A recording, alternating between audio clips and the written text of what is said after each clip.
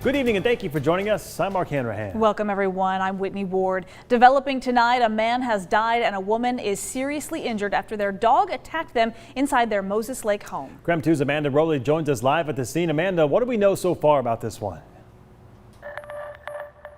And good evening, Mark and Whitney. A very tragic and sad scene here in Moses Lake. What we know so far from the Grant County Sheriff's Office is a man and woman living in this home were attacked by their pit bull mix dog. And that dog was owned by the woman who was living there. Now, she reported the dog attack and is now being treated at the hospital with serious but non-life-threatening injuries. Now, the attack itself happened inside the home. We actually can see blood outside, but that's where crews moved the woman to treat her. Now, the man also attacked by the dog, he died after life-saving measures were taken. The Grant County Sheriff's Office is still investigating what prompted this attack. Public Information Officer Kyle Foreman told me earlier today this is unlike any dog attack they've ever seen. Well, dog attacks, especially ones this severe, are pretty rare. So it was quite a shock for all the responders who were here to see what had happened. So hopefully we never have to see that again.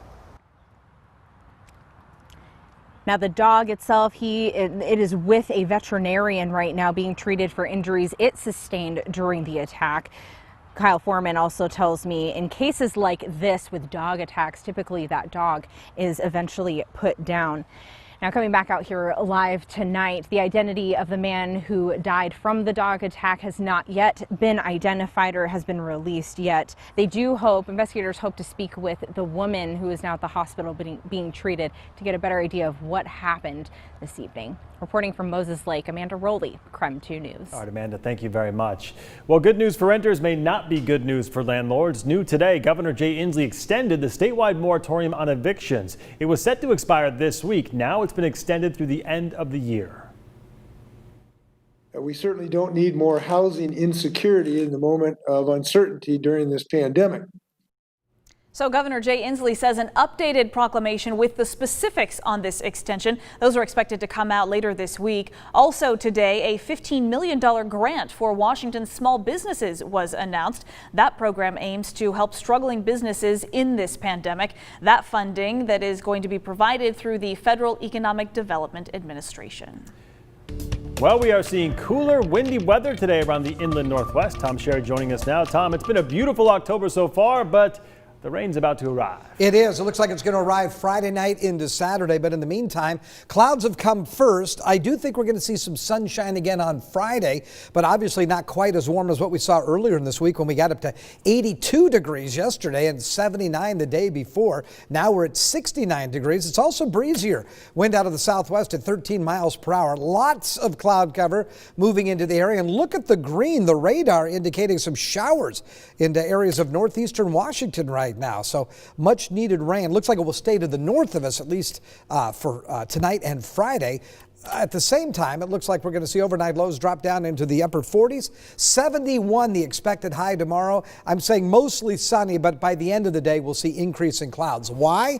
Because we're going to see rain on Saturday and a high of only 59. That's why they call it a cold front. We'll look for 58 on Sunday with lingering showers. I'll check your 10-day forecast, all coming up in a few minutes. All right, Tom, thank you. Quite a few new coronavirus cases here in Spokane just in the last 24 hours. Let's take a look at the latest numbers.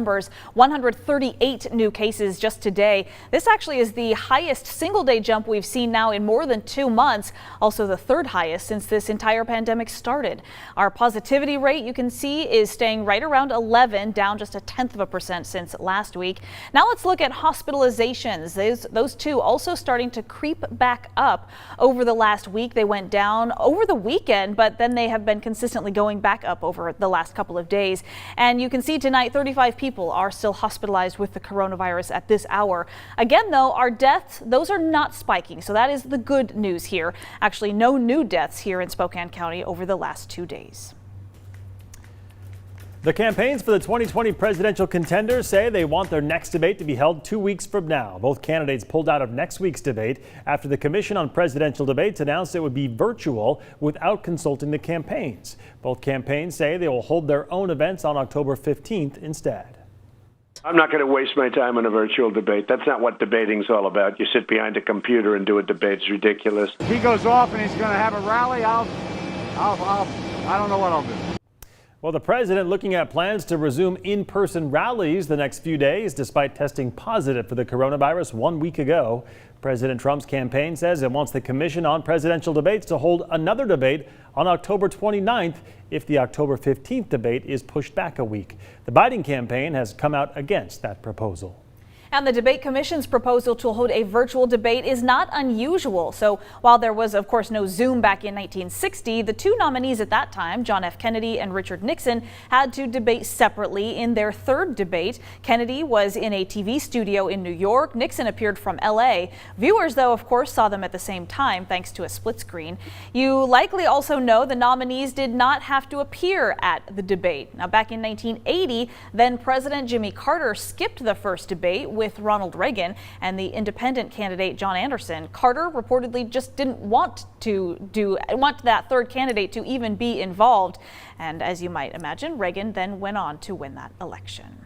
And by the way, there is still time to vote here in Washington as well as in Idaho. Spokane County ballots, those are being mailed out today and tomorrow. Online and mail-in registration has to be completed by October 26th, which is 8 days before the election. And you can still register in person to vote up to and even on Election Day. Then in Idaho, voter registration also ends this Friday on the 9th. Absentee ballots have to be dropped off by 8 p.m. on election night. If you do mail your absentee ballot, that needs to be received by November 3rd. You can text the word VOTE to 509-448-2000. We'll make sure to send you more information directly to your phone.